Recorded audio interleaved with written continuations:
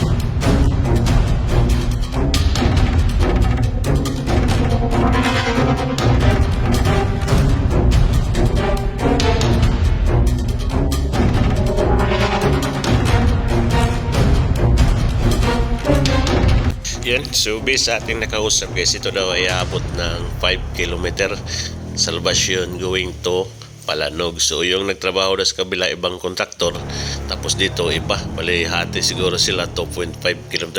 So sa atin din narinig guys, sa kabilang side daw sa may Palanog is maganda na yung kalsada, doon malapit na daw tapos. So next video guys, puntahan naman natin yung Palanog. So thank you for watching guys, bye bye.